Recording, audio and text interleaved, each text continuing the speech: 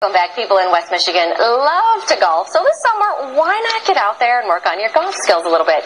PGA golf guru and owner of GrandRapidsGolfLesson.com, Scott Seiferlein, is here with some tips for people who are new to the sport. Really, I know why they're bringing you in, because a couple weeks ago, I was trying some golfing here, and I might have missed the ball 3 times in a row when trying to swing the golf club here on set. So appreciate your tips. Thank you. Anything you can bring, that is a beautiful thing. Now, tell me a little bit, how old were you when you first started to learn to golf? I didn't start to learn golf until I was 10, so I was a lot later than most people. That's not so bad. Now, I was reading too that one of your golf things was actually featured in Donald Trump's book, the best lessons that I learned from golf. How did that happen? Yes. Well, some of you may know George Ross from The Apprentice. He's Donald's right-hand man. Yes, yes. He's done a lot of deals with Donald over the years.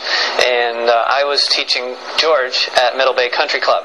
Oh, nice. For a couple years, and that kind of led to the book, being part of the book. So that was a good experience. I like that. Yeah. Well, you also do a lot of stuff for people that are just starting off for the first time. So what are some challenges out there right now for people just learning to golf?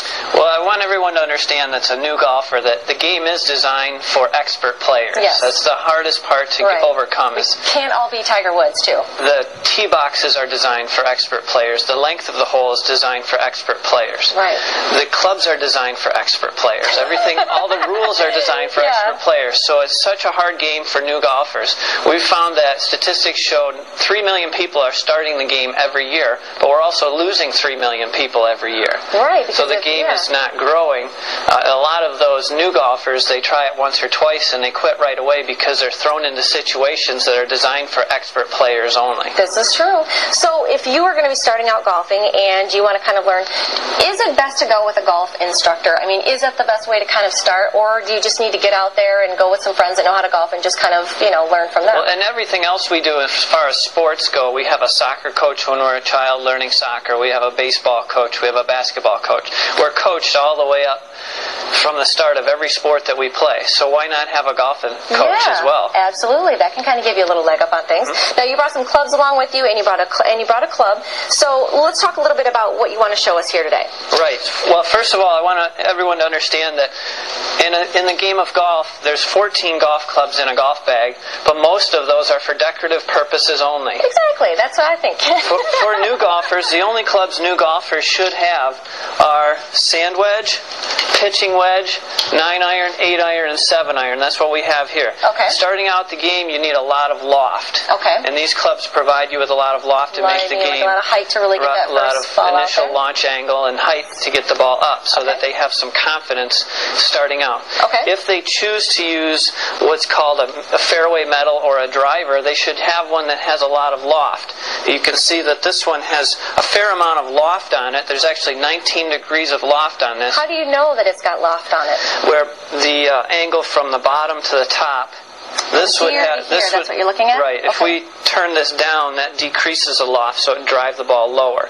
Most clubs that are drivers are actually already designed to drive the ball very low because they're designed for expert players that have a high rate of speed in their swing. We've got about a minute left, so I'm going to have you show me maybe a little sample swing because my golf skills leave to be desired. I played baseball too long, and I want to get out there and crush it more than anything. I haven't really learned the art of just, So if we could give you one tip as a new golfer to get you started in the right direction, a lot of golf instructors would spend hours with you on grip, stance, alignment, and posture. I'm going to fast forward all the way to what really matters. The only thing that matters is impact and showing you how the ball actually gets up into the air. It's like a golf cheat sheet right now. So if you could hold on to this right here. Okay. Up here. I'm going to have you hold on to these. Sure. Thanks. Thanks for holding my paperwork.